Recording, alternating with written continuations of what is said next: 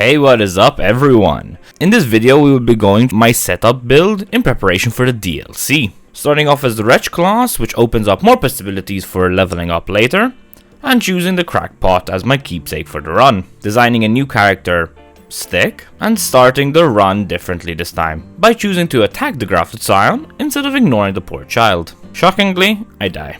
Opening this door, signaling the beginning of a new adventure, ignoring Caelid cause we ain't got time for him, getting bequeathed to Torrent, the best boy, and listening to her ramble on. Grabbing the strength tier, and I choose to free Alex instead of killing him, since I need to progress questline for later. I proceed to do a little grave robbing, and grabbing the sleep pot recipe. As usual, I give Kenneth a good old Spartan kick off the edge, picking up the golden seed, the golden foot, and setting up this grace for a bit later. Riding on Torrent, I make my way back to the Church of Elith, getting interrupted by Frosty the Bear, picking up the Wanderer's Physic, and warping to Caelid. Grabbing the Starlight Shard as I make my way down to do the new Knight's Calf cheese, and somehow immediately getting it. Some more grave robbing, and being asked to go to the round table, where I proceed to selling some stuff to level up. Heading back to Caelid, and grabbing a half of the Dectus medallion, and also picking up the Sword Seal. Grabbing the second Starlight Shard, then heading back to Grail, trying to get the glitch to work, but it didn't work. Putting the levels into Int and Fate so that I can actually wield the Sword of Night and Flame later on. Now it's time to get the weapon that will carry us through the first bit, the Bloodhound's Fang. Dealing some decent damage, but since I am wielding an unupgraded weapon and the Knight's wild moveset is hard to actually dodge, I die. So let's set up the Physic with the Strength tier, getting a bit more used to his erratic attacks, but sadly still not enough. Third time's the charm, this time managing to dodge and land more hits. Even a stagger, down he goes. So now for Margit. The damage is not amazing, but my fast and heavy attacks, plus a stagger, allows me to make quick work of him. Jumping off this bridge and into the High Road Cave, doing some parkour and fighting this golem. It gets staggered and all its health is gone, rewarding me with the blue dancer tally, which increases damage the lighter you are. Straight into Godric, and yeah, nothing much to say. The stagger deals a bunch of damage, and a second one, plus a bleed, which ends him, getting us our first remembrance. Passing through this war point, and setting up the Academy Grace. Look away, some more grave robbing, picking up the Academy key, and heading inside. Up this lift, dodging some magic spells, and the simultaneous headbutts. Picking up the Somber Tree, and running swiftly away. Going up another lift, and it's time for Big Red. For some reason, I wasn't playing well at all, getting hit by easy attacks and dying a sad death. On the third attempt, I open up by getting hit, and then attacking him, getting hit once again, but landing way more, including a stagger, ending it all. Picking up Radagon's icon for later, and running past Moongrim, then knocking him off. Fighting Renala and smacking the students. Phase 1 went down pretty easily. It did take me a bit longer since the damage was so low, but in phase 2 I opened up with some great damage, getting a stagger in, and that's when she starts with her summons. Running past them and hitting her, getting a stagger, and once again ending the fight. Getting rewarded with a third tally pouch, and purchasing the Queen's Crescent Crown, which has a +3 int modifier to it when it's worn. Now I jump down here, pause these hands to grab the int tier, and a Somber 4, touching the Grace at the lift, and heading into Caria Manor. Running around these buildings and dropping down into this one, finding the Sword of Night and Flame. So now let's head into the abandoned cave. Unfortunately getting rotted. You'd think I'd know how to avoid this by now. Smack, smack, smack, and a bleed happens. Dodging the flying discs, but the rot build up, plus the damage, I end up dying. Going in the next time, without being rotted, backing off when it guards to avoid its return attack.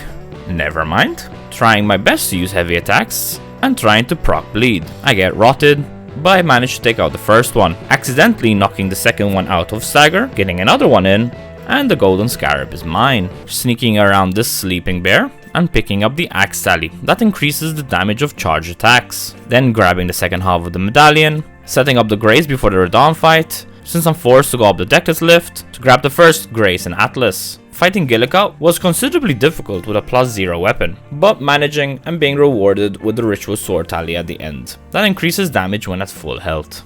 Back to this Grace, where the Warp Gate is now open, and let the festival begin. But first, let's grab the Somber 5, head next to EG to test out the new weapon, and upgrade it to +5. Running backwards to mess up the AI, getting hit hard and doing very little damage. The flame attack is actually pretty good though. sadly getting caught up in his spin attacks, which kills this perfectly good first attempt. Dying to the flying rocks this time. This was when I did something I haven't done in a long time.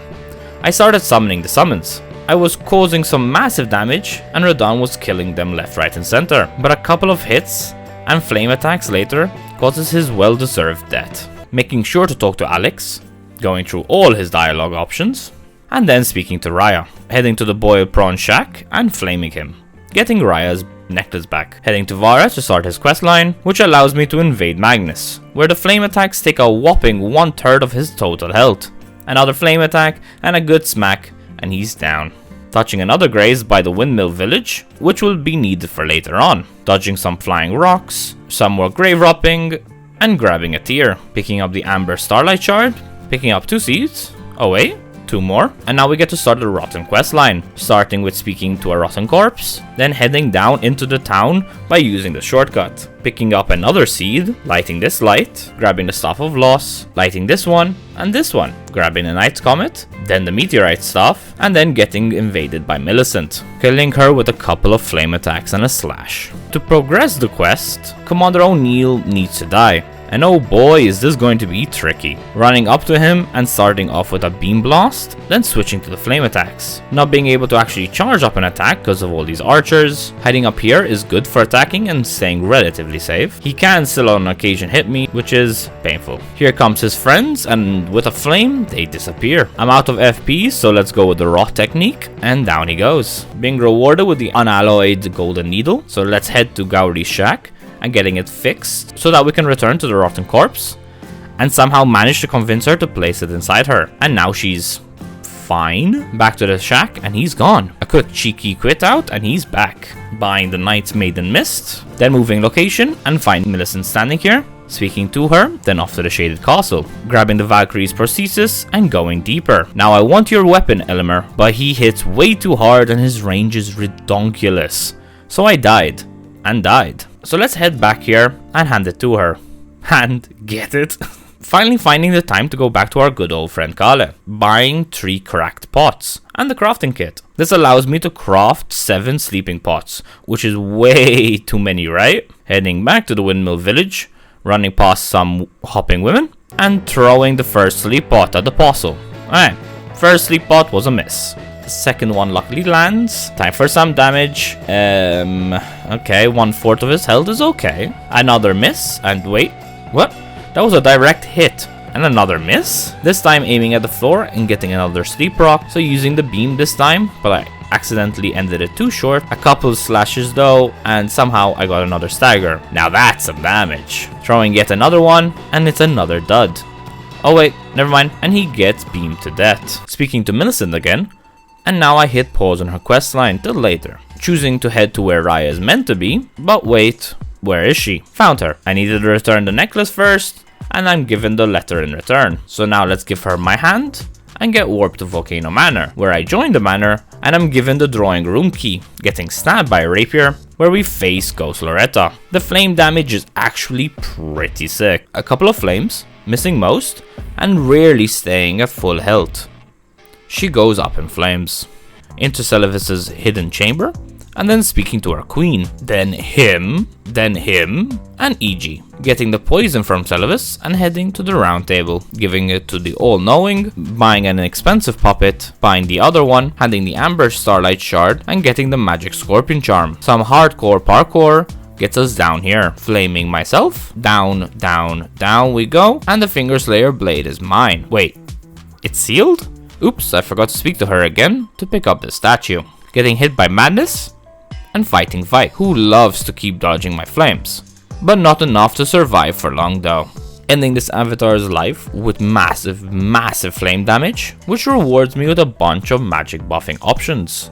Placing the statue on the altar, using the shortcut, and going down this lift, running past Big Boy and up this lift, where I'm rewarded with the Curse Mark of Death. And it's open this time. Grabbing the frozen armor set and warping to Ainsel River Main, where I pick up a doll and stay talking to it. Picking a Somber 7, and another one, and a Somber 6. Finding the baleful shadow, and then I just flame, walk away, flame, walk away, flame, and rinse and repeat. It was by far the tamest he's ever been, being rewarded with the discarded palace key and finding the Lake of Rot, where I end up picking up my engagement ring and running through the rot.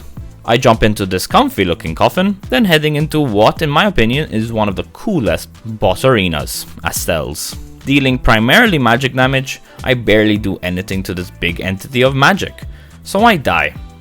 Heading to Disputed Avatar instead and flaming it, dealing over 1500 damage per wave, but it leaves me open to its counter, so the slow and steady approach is the way to go, slicing it instead and sidestepping each time it does its slam attack, which is very often. I die to the light show, but second time's a charm, getting stance breaks and constantly using heavy attacks to get more stance breaks.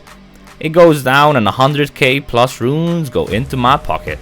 So back to the ever-loving Elmer, this time using magic, which I'm not too happy about, but the strat was simple: stay far away and deal damage by shooting him until I'm out of either stamina or FP. And when he falls, I get rewarded with the Mariah's Executioner Sword. I will probably keep using this weapon for a while, so let's upgrade this to the max.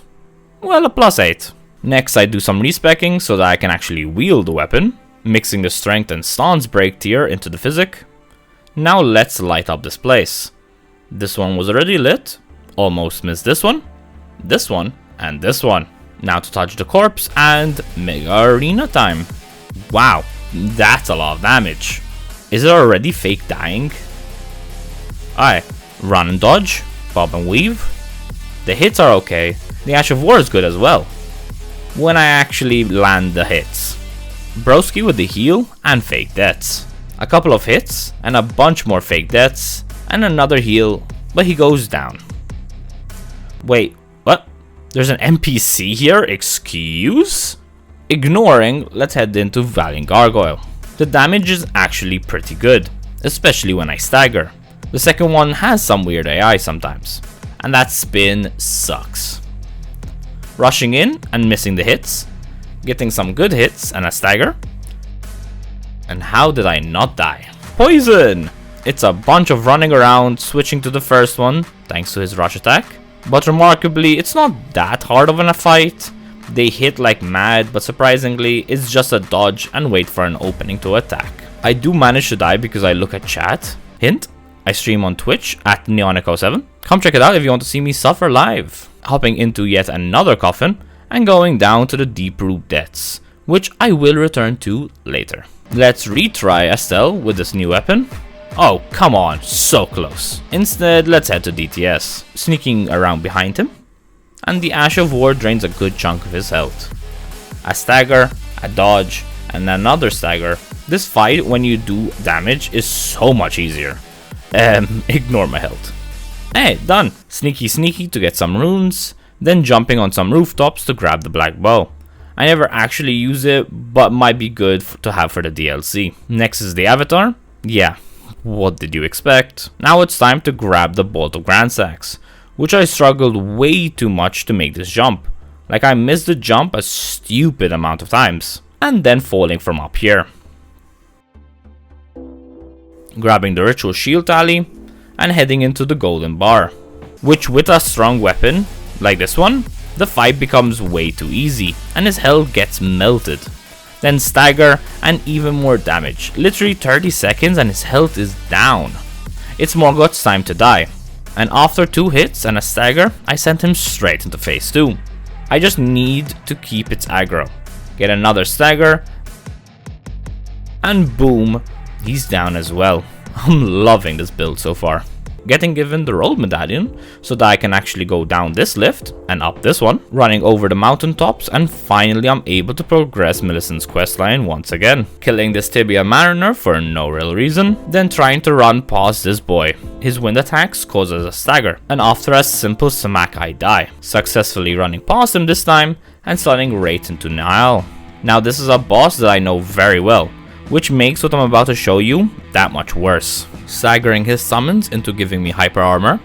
It starts off pretty easy, except for this one fridging attack, which takes a lot of my health or kills me. Taking care of these boys first, and then hit and dodge. playing it safer and not actually hitting too much, getting a stagger and getting hit. And hit again and again, slowly whittling his health. How did that even hit me? Like, what? Dude, please. He keeps doing these launch attacks, and I ran out of heals long ago. Somehow I managed to lock in and just no-hit that final bit. Being rewarded with the first half of the secret medallion, grabbing a bunch of Trina lilies from underneath this tree, then speaking to this dude, and being given the second half of the secret medallion. Heading back to the round table and getting invaded. One Ash of War and he's down. Next is picking up the Somber 9, then heading to the golden lineage Overgall and paying the toll, which triggers a fight with a strangely harder Godric. Godfrey, with the exact same moveset, but he's just slightly more annoying. He goes down, but I think this was one of my worst fights this run. Taking him down rewards me with the Godfrey icon that enhances charged Ashes of War. Trying to get past the Omen Killer, but damn. Instead taking a new route, and the Erdtree seal is now mine, picking up this Somber 5, and heading into the Noble fight, hoping this doesn't go as bad as the Apostle. Sleep, then damage, Ash of War, then stagger, and hell goes vroom. Phase change, and throwing a sleep pot at his face, maybe a little too early. Luckily it's not, and yeah, another 2 Ash of Wars and he's down. Let me set this up just in case, and warp to the audience pathway, picking up the Serpent Hunter, which I can actually use for once, and starting the battle with the big snake. Starting off with a jump attack, dodging, another jump attack, getting hit, and the first phase went pretty well, getting big hits in and a bunch of jump attacks, launching us into phase 2. Only 2 heals left, so this could be a little bit tough. Somehow his health just kept dropping and dropping. I have no idea how I managed to do this the first time. Like, this fight went terribly, but I won. Now time to head to the secret area. Killing Anastasia for a secret Somberstone, then it's time for my favorite area. So let's light this place, actually making the jump and killing her, lighting this place, and finally this one. Off to the big tree, and dying immediately to the bubbles. Struggling but making it past. Waiting, then rushing past. Real Loretta time, and boom, she hits like mad as usual. I keep trying to get heavy attacks or Ash of War attacks in, however since they are much slower, she tends to get the best of me, which after seeing the first run I was doing so well and ugh. Sticking with just standard light attacks, getting very hurt, trying to get heavy attacks in on occasion to stagger her, where I used the Ash of War for some big damage. Another stagger, an Ash of War attack. It was actually a pretty chill fight, dodging all her spam attacks, almost dying from some lovely attacks, and another third try victory. Speaking to Millicent once more, grabbing this ancient Somberstone and heading to this absolute trash location to fight a tree spirit. Spawning it in, and I shoot a bunch of magic, then get killed in various ways, such as pushed off the side, getting pushed off again, having an explosion somehow kill me, getting headbutted off, rolling off this time, and getting double fisted. So off to this merchant to buy some summons, then finding a warp stone, and where the heck did this dog come from? Where am I? I found the place that I needed, so let's summon in and kill this little imp. Wait, what? Maybe my summons need to hit it first?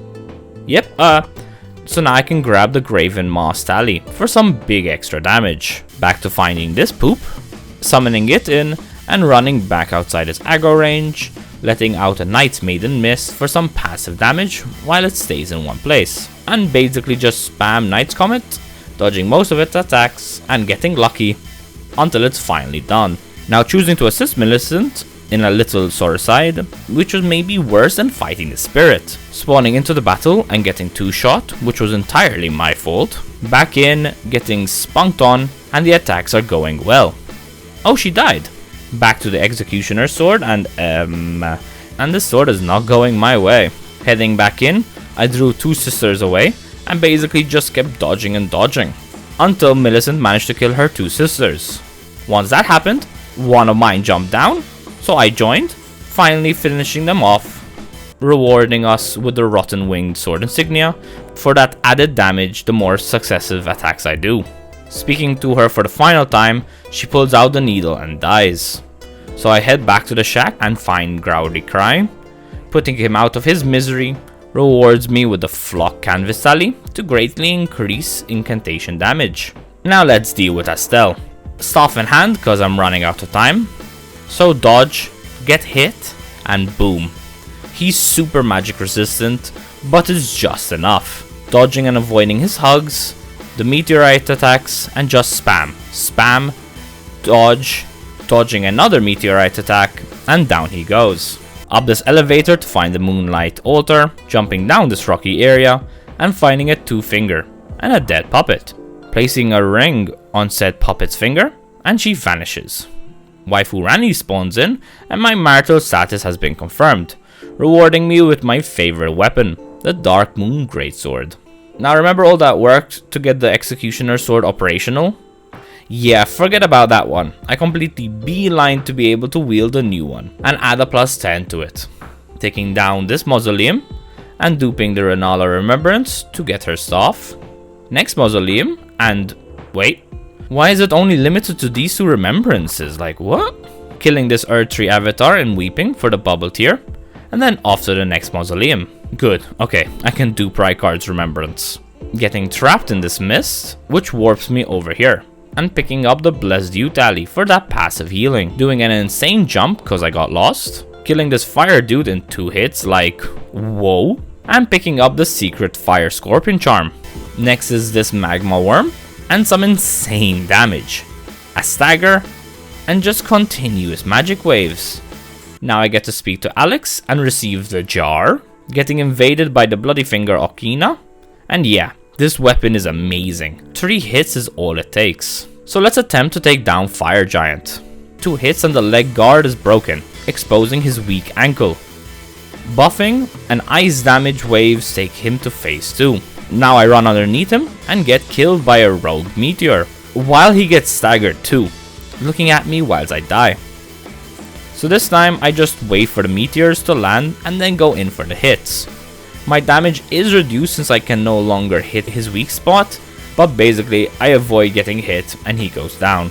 Heading back to Stormhill Shack to grab the golden seed that she finally dropped, and burn baby burn. Deciding to be risky and not getting the safety grace, I jump straight into the fight, throwing a sleep pot which fails. Second one works, sleeping big boy, and then the third one sleeps tall boy, easily taking down big boy and moving on to tall boy. Super easy. I do think he managed to summon Big Boy back in right as I killed him. Sleep pot didn't work. Second one did though, and boom. He begins to roll and I take him down. Paying the toll for this lift. And greeting Alex, where we fight. 2 hits once again and he actually exploded by himself. I always thought I needed to hit him. Doing this skip and grabbing the Drake's armor set, which actually looks pretty cool. Failing to kill this eagle for way too long, like it actually irked me. And time to fight Death himself. Run in, buff, jump, and waves. Stagger, and straight into phase 2. More waves, and yeah, this fight is something else. I do keep getting smacked, but then I slap him to death. Get it? Climbing up this tree and getting caught in a fire attack, which makes me fall to my death. It's time to fight Fierce Champs.